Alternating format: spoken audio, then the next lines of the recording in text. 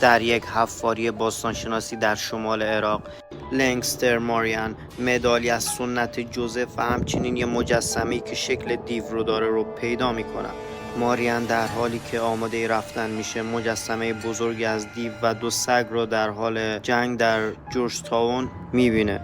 کریس بازیگر در فیلمی به کارگردانی دوستش بازی میکنه. در همین حال تو همین حین ریگانی خونه اجاره میکنه. پدرش روانپزشکی که به کشیشان دانشگاه جورج تاون مشاوره میده. به ملاقات مادر بیمارش در نیویورک میره. اون به یکی از همکارانش اعتراف میکنه که در نقش خود احساس نامناسبی داره و دلیل اون اینه که ایمانش خیلی ضعیف شده. روز بعد از نقل مکان به اونجا، کریس صدایی در اتاق زیر شیروانی میشنوه که ریگن میگه این صدای دوست خیالیم کاپیتان هستش و شروع به صحبت با کاپیتان میکنه. کریس مهمانی با دوست کریس پدر دایر برگزار میکنه که نقش کریس به عنوان مشاور رو توضیح میده. اون میگه که مادرش اخیراً فوت کرده است، ظاهراً حالش خوب نیست. گرین به رخت خواب میره، شروع به لرزیدن شدید میکنه. کمی بعد اون خیلی خشن میشه. کریس خواب مادرش رو میبینه که برای مدت کوتاهی یه چهره شیطانی داره. کمی بعد شخصیت ریگن خشن میشه. اون در طول یک بازدید از خونه تحت آزمایش‌های پزشکی زیادی قرار میگیره که هیچ مشکل جسمی در هیچ کجای بدن اون پیدا نمیشه. گرین یه شب قدرت غیر طبیعی از خودش نشون میده. دنی در پایین راه پله بیرونی زیر پنجره ریگان مرده پیدا میشه. ویلیام کیندرمن کاراگاه قتل از کریس بازجویی میکنه و به او اطمینان میده که سر دنی به عقب چرخیده بوده از موقعی که مرده. وضعیت ریگان بدتر میشه و بدنش پر از زخم میشه.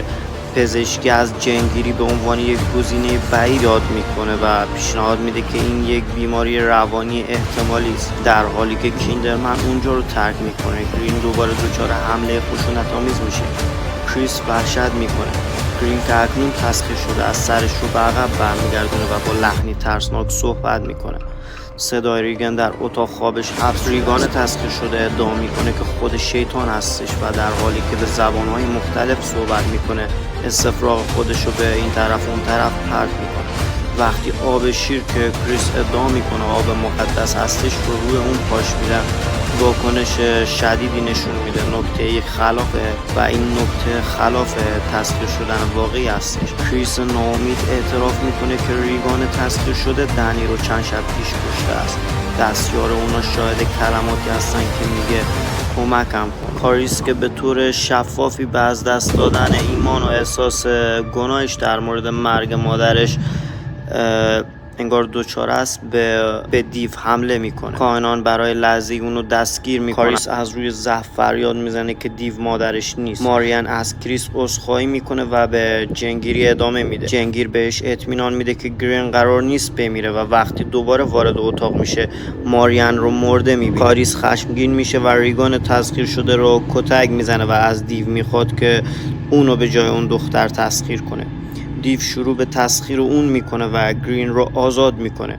همین که کاریس تسخیر میشه اون خودشو از پنجره به بیرون پرتاب میکنه و از پله‌های بیرون به پایین میغلطه. کریس و کیندرمن وارد اتاق میشن. گرین شفا پیدا شده رو در آغوش میگیره و کیندرمن صحنه بیرون رو بررسی میکنه. دایر آخرین حقوق مربوط به مرگش رو اجرا میکنه. مکنیل آماده رفتن میشه. گرین با دیدن قلاده روحانی دایر اونو میبوسه و مکنیل اونجا رو ترک میکنه و فیلم همینجا تموم میشه. دوستان اینو بگم که این فیلم بر اساس داستان واقعی بوده و حالا درست آخرش خیلی چرت تموم شد، ولی خب تقریبا جزو یکی از ترسناک ترین فیلم ها و طبیعی ترین فیلم های کل ژانر وحشت و اینا هست. خلاص امیدوارم از این فیلم لذت رو برده باشید، نهایت لذت رو برده باشید. چنل رو ساب کنید تا از ویدیوهای جدید ما جا نمونید.